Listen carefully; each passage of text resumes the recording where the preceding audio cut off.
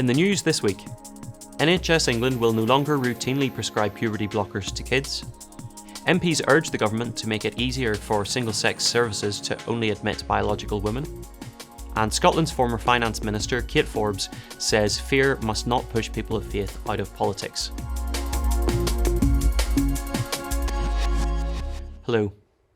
NHS England has announced its intention to end the routine prescription of puberty-blocking drugs for gender-confused children. The Tavistock's controversial Gender Identity Development Service is due to close next year. It will be replaced by 2 regional hubs, which will operate under interim guidance informed by a review led by Dr. Hilary Cass.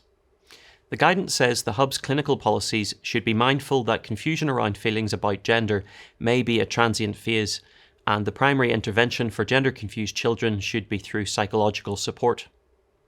Youngsters and their families are to be strongly discouraged from sourcing puberty-suppressing drugs from unregulated sources.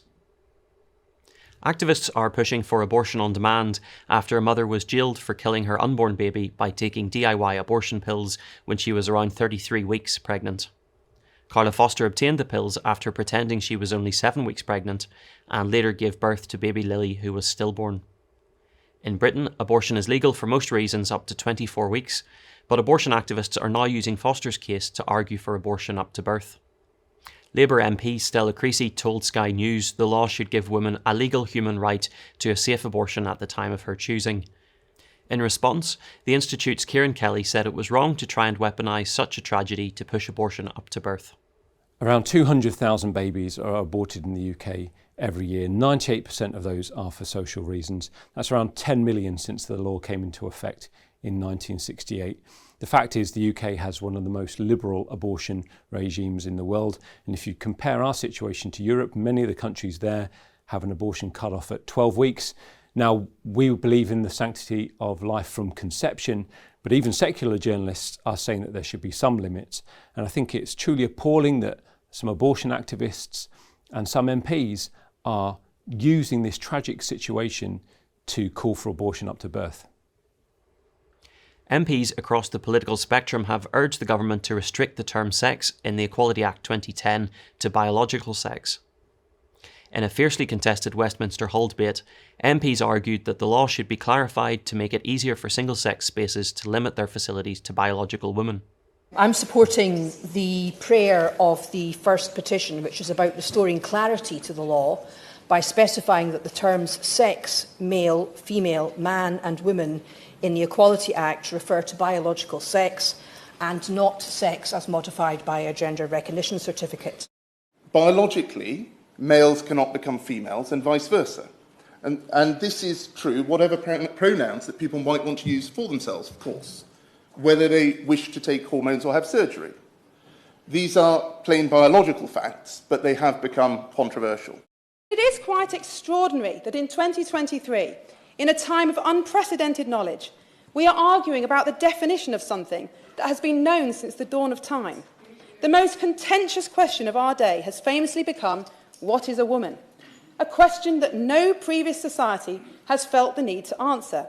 Part of the problem is the confusion and fear about the law, and believe me, it is our role as parliamentarians to sort that out, no matter how hard it might be. It cannot be left to the courts.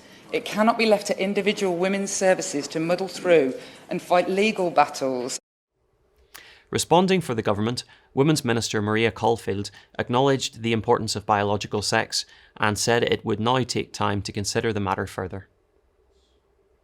And finally, Christian MSP Kate Forbes has said people of faith must not allow fear to push them out of politics.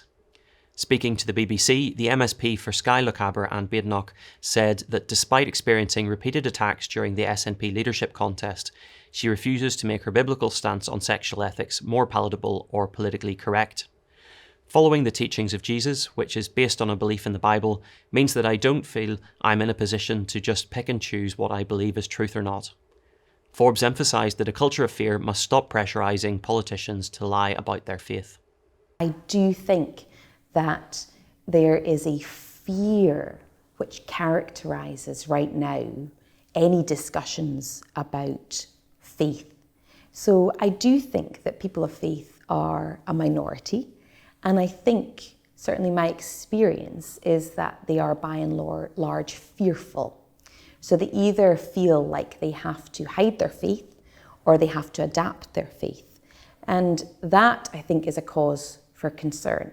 And what is very interesting for me, and I don't have an answer to this yet, is whether my treatment made them more or less fearful. Because the response that I got was that it made them feel braver when expressing their faith in work or with friends.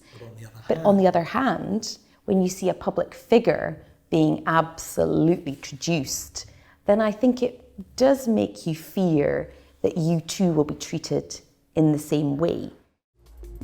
Well, that's all for this week. For regular updates and information on all of our stories, plus much more, visit our website at christian.org.uk. Until next time, goodbye.